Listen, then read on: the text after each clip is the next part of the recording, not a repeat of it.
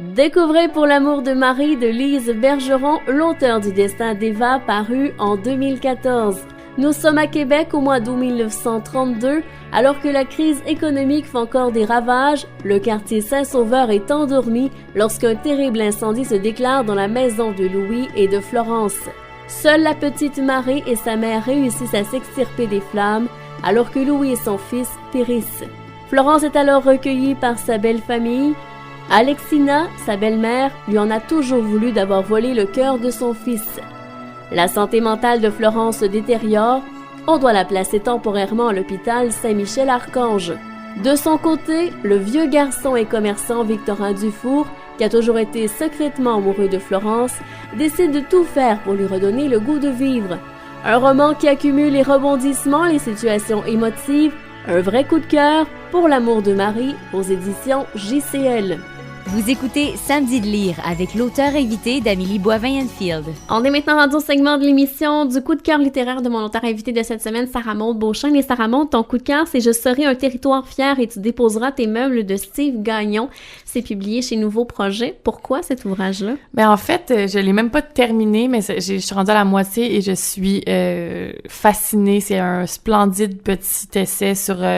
en fait, le sous-titre, c'est « Réflexion et espoir pour l'homme du 21e siècle ». Fait que c'est vraiment Steve Gagnon, l'auteur, qui a fait... qui parle de sa vision de l'homme aujourd'hui, de la virilité, puis il parle à des jeunes de 15-16 ans dans les écoles pour savoir c'est quoi pour eux un homme au 21e siècle, c'est quoi la virilité, c'est quoi comment qu'ils se perçoivent, tout ça, c'est vraiment, vraiment fascinant. Je trouve ça beau, je trouve ça vraiment pertinent comme réflexion aujourd'hui, puis je trouve ça important aussi.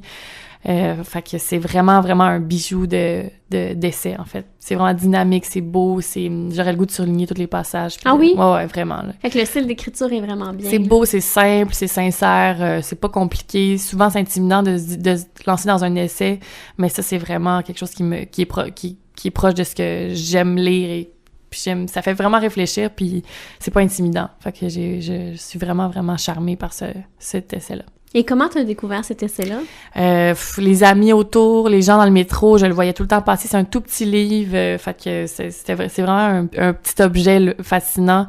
Je le voyais les gens dans le métro lire, tout ça, fait que je me suis dit, faut que je lise ça. On dirait que le titre j'adore le titre. Moi, c'est vraiment mon genre de titre, fait que c'était comme obligatoire que je le lise. Et est-ce que tu aimerais ça un jour te lancer dans l'écriture d'un essai?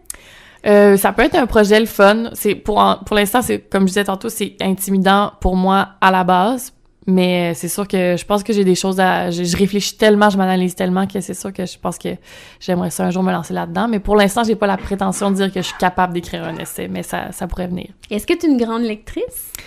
Pas assez. Mais je suis vraiment sélective, j'ai mes petits moments, en ce moment, je suis vraiment dans l'écriture, fait que c'est ma priorité, fait que je lis moins, mais j'ai vraiment mes livres coup de cœur que je relis beaucoup aussi, puis fait que de plus en plus, je vais dans les terrains inconnus, comme ce livre-là que j'ai vraiment juste comme décidé que j'allais le lire, puis finalement, je suis agréablement surprise, mais je suis une bonne lectrice, mais pas une grande lectrice, c'est vraiment choisi, vraiment.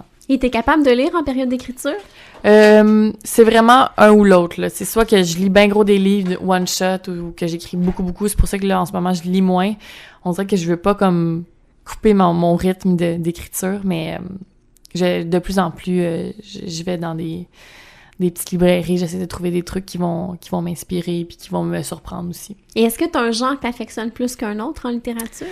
Ben moi je suis bien pop mainstream, tu sais j'aime beaucoup je suis très emo, girly, mon livre préféré de vie c'est L'amant de Marguerite Duras, j'ai beaucoup aimé Françoise Sagan, Pamela Moore, c'est vraiment des trucs sur qu'est-ce que les jeunes filles se posent comme question, qu'est-ce qui arrive quand on est ado, quand les questions qu'on se pose, nos angoisses, ça c'est vraiment quelque chose qui me fascine, puis c'est sur ça que j'écris aussi, fait que c'est vraiment des trucs mais tu sais je suis une grande fan, je suis la plus grande fan d'Harry Potter là, fait que, ah oui? Ben oui, c'est moi la plus grande fan, fait que je les ai lus comme 5 fois chaque.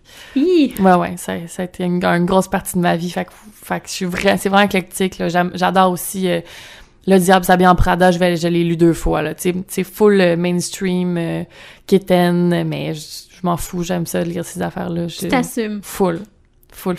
Alors, rappelle le titre de ton coup de cœur, c'est « Je serai un territoire fier et tu déposeras tes meubles » de Steve Gagnon. Ouais. Si tu me permets, Sarah Maud, on s'arrête, ça va être la chronique littéraire et on se reparle pour la conclusion de l'émission.